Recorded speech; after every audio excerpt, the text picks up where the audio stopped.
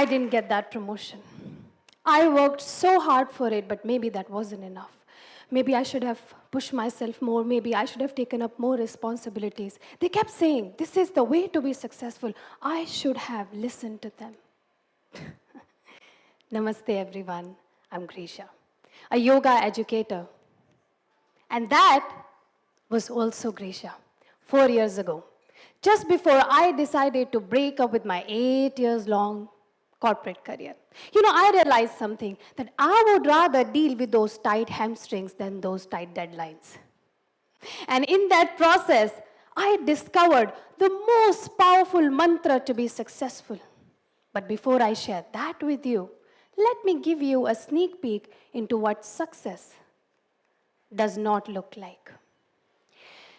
12 years ago, I lost my father, and I could not pursue higher education with younger siblings to look after and no support from the extended family. I took it upon my shoulders to look after the upkeep of my family. I still remember that girl with tears in her eyes standing in front of the God and saying, I am going to be very strong. I am going to work harder than even I can imagine. So before I could grieve or process those emotions, I became obsessed with proving myself. I began working harder and being so hard on myself, falling into that fast life where I could not rest, breathe, and let alone healing. Well, I did manage to support my family, but I myself ended up in anger, frustration, and restlessness and discontentment, and definitely with a wrong idea of happiness. This went on for so long that even when it was absolutely unnecessary, I just did not know how to stop or to not be hard on myself. This had become my state of mind. Any emotion that stays with us for this long becomes our state of mind. Anger can become our state of mind. Frustration can become our state of mind. This is not just my story. This is the story of every second human being living a fast-paced life, chasing that one goal, being stressed and restless about it, being hard on oneself so much, almost neglecting every emotional need, and sadly mistaking all of this with the way to be successful. We have normalized this fight and prove mentality so much that we have completely overlooked its devastating impact. Raise your hand if you resonate with me here. I mean, why wait for a heart attack to realize that the world can go on with you or without you? According to the recent research, 1 in 3 adults is not sleeping properly. 264 million, close your eyes and imagine, 264 million people are not sleeping properly. 280 million people are suffering from depression. 264 million people from anxiety. 88% of corporate employees report being unhappy and stressed at work. That seeps into their personal life.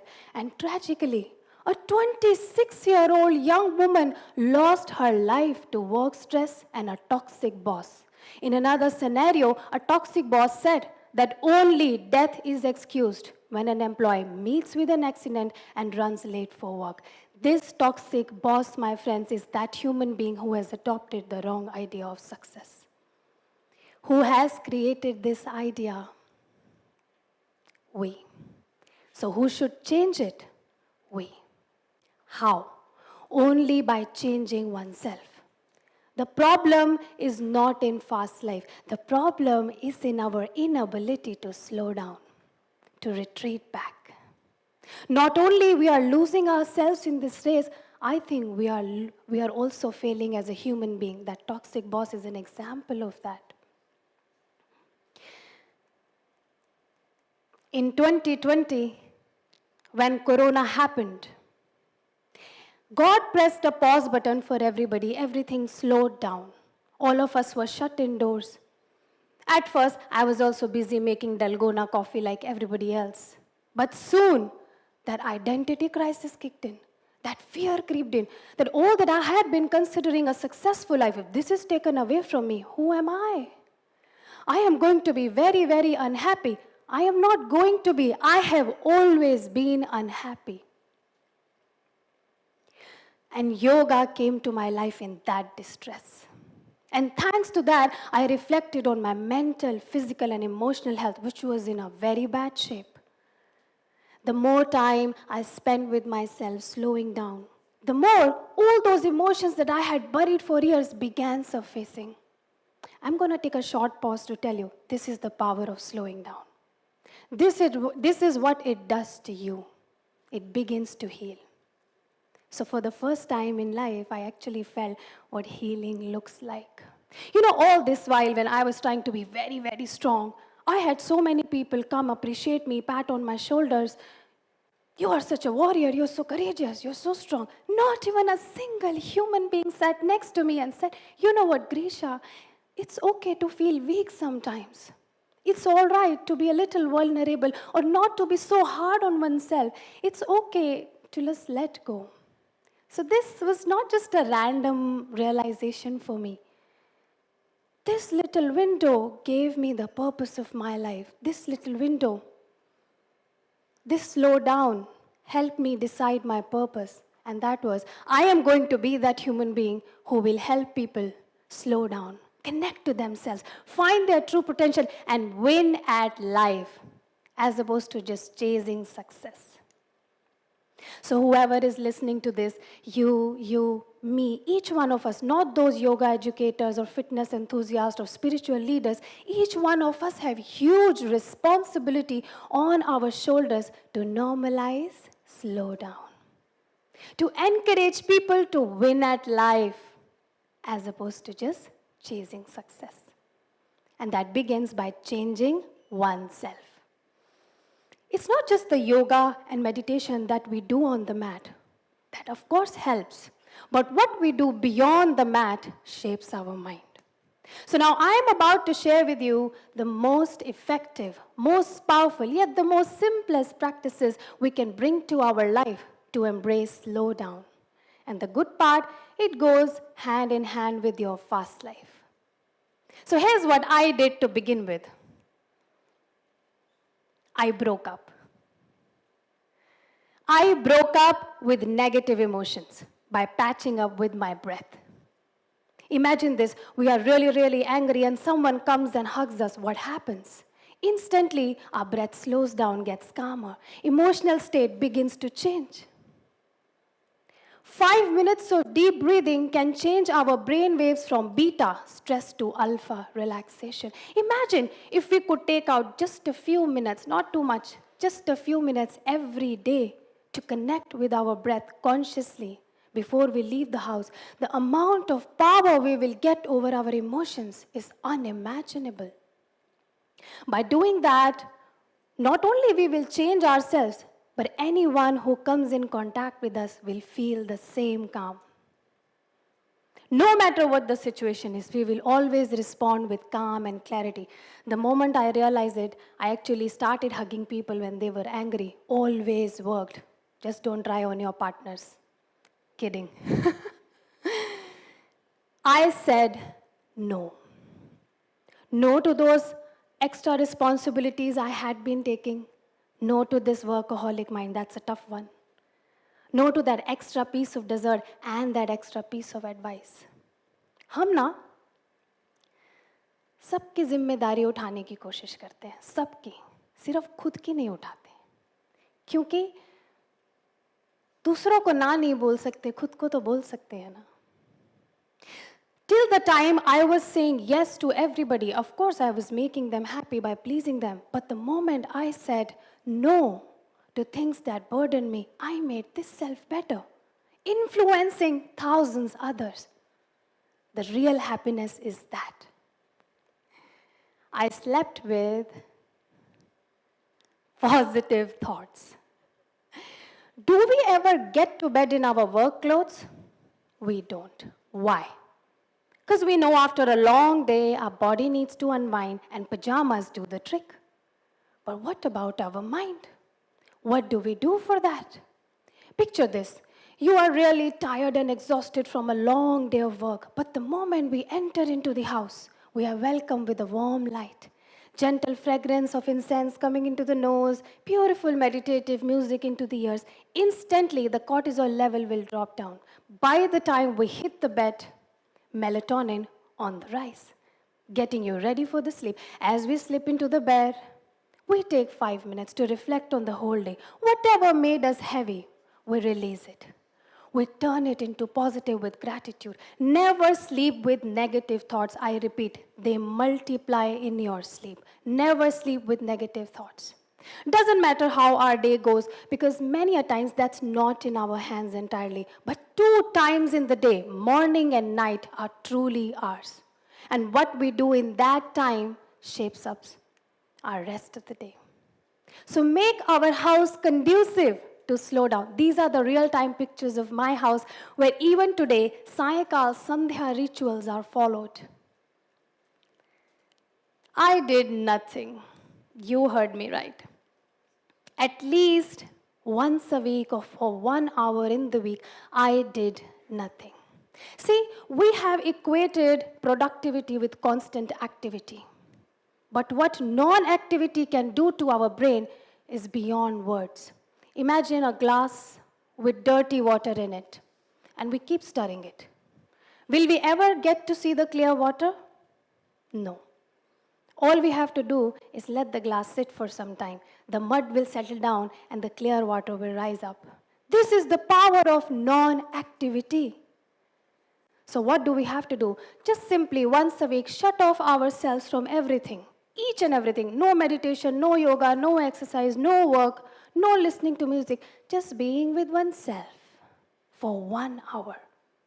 Within a few days, mental fog will lift off. Clarity in thoughts will come. Decision-making power will get better. And our constant dependency on external validation will begin to fade off. So do nothing. I stopped looking happy for the social media and the social circle. See, 99% of the time, we seek that instant dopamine hit from online shopping site, branded clothes, high-tech gadgets, accessories, and makeups, and etc., because that gets us approval of the society. Understand, the more of our self is invested in looking happy, the less happy it actually feels. I repeat, the more of our self is invested in trying to look happy, the less happy it actually feels. So what do? Let us all begin by stripping off our almirah and wardrobes of the clothes and accessories and shoes we don't wear. Let's turn off that notification from all the online shopping sites for some time. Let's track our UPI and credit card purchases by the end of the month. Let's replace all the fancy items in the house with green plants. See, whatever input you give to your brain from these senses, the brain is bound to give the same output. Minimalism, minimalism. Materialism, materialism. That is me trying to look happy. This is me feeling happy. I stopped telling the greatest lie we all do. All of us do. I don't have time for myself. If you don't have time, then make it. My friends, the whole world can function without you. It will function without you, but this self cannot. If you don't have time, make it. All the successful people we know today who won at life, made time for themselves. J.K. Rowling delivered her best piece of work, Harry Potter, by slowing down. Virat Kohli, Deepika Padukone slowed down in their lives and rebooted themselves in their career. Just how we never leave the house without brushing our teeth and taking shower, we should never leave the house with that me time. Take a sankalp, take the resolution that I am never going to compromise this me time whatsoever. Last, this is not a practice. This is a gift I received from embracing slowdown, very close to my heart. I started saying sorry, not to others, but to myself. When we react out of anger on someone, And the moment we realize, we go apologize to them, and we should. But you know what 2 minutes of anger does to us? The cortisol level shoots up, running into our bloodstream, increasing our heart rate, our blood pressure, muscle tighten up, digestion slow down. Do we ever apologize to ourselves? We don't. Hold on to this mantra that every time we hit extreme, every time we go through these emotions, every time we are so hard on oneself, the moment we realize, say sorry to oneself. Because we cannot consciously harm ourselves. My friends, this body is the greatest temple that has ever been built. Ever been built. We must respect it. So let us all take a moment to embrace the slowdown from this very second. All I need is for you to close your eyes, just 1 minute, not too much, 1 minute, being with me. And as you close your eyes, begin to watch your breath.